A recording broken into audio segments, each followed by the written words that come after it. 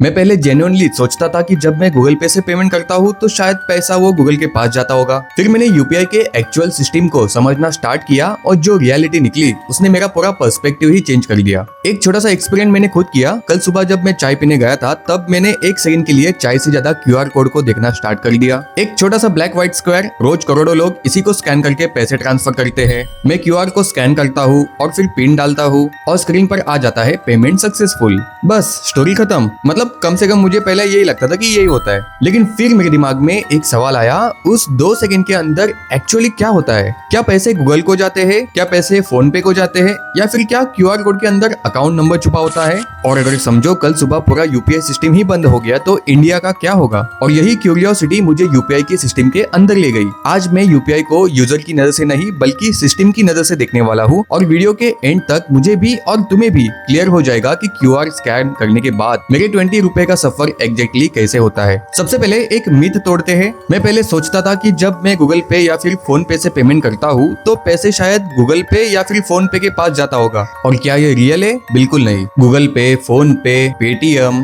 भीम ये पैसे स्टोर नहीं करते, ये बैंक्स भी नहीं होते, ये सिर्फ यूपीआई एप्स होते हैं। और मुझे ये समझने के लिए एक सिंपल एग्जांपल काफी लगा। सोचो तुम्हारा जो टीवी है वो एक बैंक अकाउंट है और उसका जो रिमोट है वो जीपे या फिर फोन पे है, और जो टीवी का रिमोट होता है वो बस चैनल चेंज करता है लेकिन वो टीवी के अंदर नहीं रहता। बिल्कुल वैसे ही जीपे और फोन पे सिर्फ इंस्ट्रक्शन भेजते हैं। असली पैसा हमेशा एक बैंक अकाउंट से दूसरे बैंक अकाउंट में ही जाता है। और यहाँ मुझे एक और इंटरेस्टिंग चीज समझ में आ गई, यूपीआई आईडी। आखिर ये होती क्या है? जैसे मेरा फोन नंबर मेरी आइडेंटिटी है पब्लिक के लिए, वैसे ही यूपीआई दुनिया में मेरा एक डिजिटल एड्रेस होता है। जैसे xyz@OKSBI, xyz@OKHDFC बैंक। इसको यूपीआई आईडी या वर्चुअल पेमेंट एड्रेस भी बोलते हैं। सिंपल लैंग्वेज में ये मेरे बैंक अकाउंट का निकनेम है। इसी वजह से मुझे मेरे अकाउंट का नंबर या फिर IFSC कोड याद रखने की जरूरत नहीं पड़ती, बस यूपीआई आईडी या फिर क्यूआर कोड काफी है। और फिर मैं पहुंचा सबसे इंटरेस्टिंग चीज पर, क्यूआर कोड। सच बताऊं, मुझे पहले लगता था कि शायद क्यूआर कोड के अंदर ही पैसे या फिर अकाउंट डिटेल्स छुपी होगी, लेकिन रियलिटी कुछ और ही निकली। क्यूआर कोड के अंदर पैसा नहीं होता और नॉर्मली अकाउंट नंबर भी नहीं होता।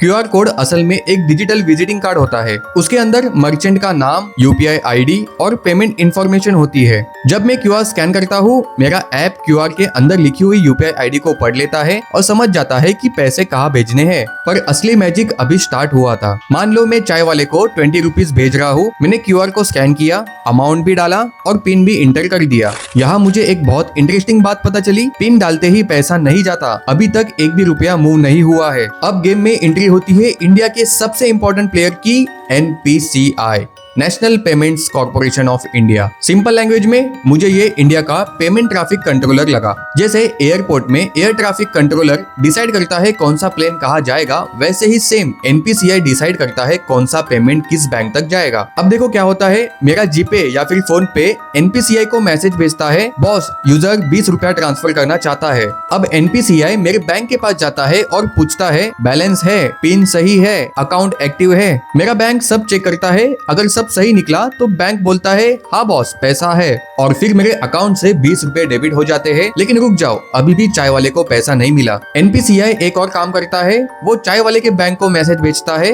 20 रुपया आ रहे हैं, अकाउंट में डाल दो। और बस कुछ ही सेकेंड्स के अंदर चाय वाले के अकाउंट में पैसे क्रेडिट हो जाते हैं। उसके बाद दोनों साइड नोटिफिकेशन आ जाती है, पेमेंट सक्सेसफुल। उस मोमेंट पे मुझे रियलाइज हुआ कि एक छोटा सा पेमेंट कितने बड़े नेटवर्क से होकर गुजरता है। एक तरफ मेरा ऐप, फिर मेरा बैंक, बीच में NPCI और फिर सामने वाले का बैंक, और ये सब 2-3 सेकंड के अंदर हो जाता है। एकदम क्रेजी ना। अब मैंने एक और सवाल पूछा, अगर कल गूगल पे बंद हो गया तो क्या मेरा पैसा फंस जाएगा? आंसर है नहीं, बिल्कुल नहीं, क्योंकि पैसा गूगल के पास है ही नहीं, पैसा मेरे बैंक अकाउंट में है। अगर गूगल पे बंद हो जाता है तो वही मेरा अकाउंट में फोन पे, भीम या फिर किसी यूपीआई ऐप में लिंक कर सकता हूँ और पेमेंट फिर भी मैं कर सकता हूँ। लेकिन यहाँ से स्टोरी और भी इंटरेस्टिंग हो जाती है। आज यूपीआई सिर्फ एक पेमेंट ऐप नहीं रहा, ये इंडिया का डिजिटल हाईवे बन चुका है। हर महीने 2300 करोड़ से भी ज्यादा ट्रांजेक्शन होती है, महीने में 2300 करोड़। और जब मैंने ये नंबर देखा, मुझे रियलाइज हुआ कि पूरे प्लेनेट के कई कंट्रीज मिलाकर भी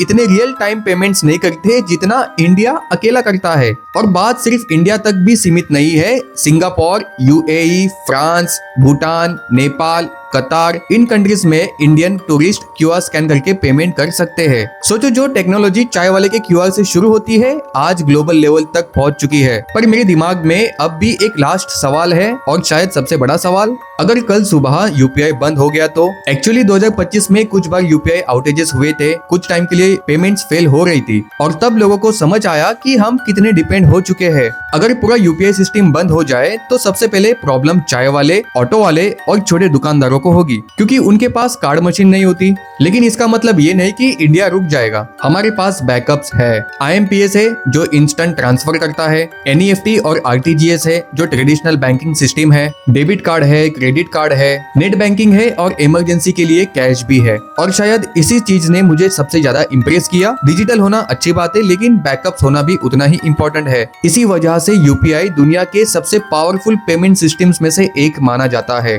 क्योंकि ये सिर्फ पैसे ट्रांसफर नहीं करता, ये पूरे देश को कनेक्ट करता है। और अब जब भी मैं किसी चाय वाले का क्यूआर स्कैन करता हूँ, मुझे सिर्फ पेमेंट नहीं दिखता, मुझे उसके पीछे का पूरा नेटवर्क दिखाई देता है, एक ऐसा नेटवर्क जो हर सेकंड इंडिया को कनेक्ट कर रहा है। तो आई थिंक इस वीडियो से आपको थोड़ा सा नॉलेज आया होगा यूपीआई के बारे में, और ऐसे ही नॉलेजेबल वीडियोस देखने में आपकी रुचि होगी तो आपको चैनल को सब्सक्राइब करना पड़ेगा, तभी तो आपको आने वाले फ्यूचर वीडियोस की नोटिफिकेशंस मिलेगी। तो जल्दी से सब्सक्राइब कर देना। तो इस वीडियो के अंदर बस इतना ही। अगले वीडियो में मिलते हैं कुछ नए टॉपिक के साथ, तब तक के लिए इंतजार जरूर करना।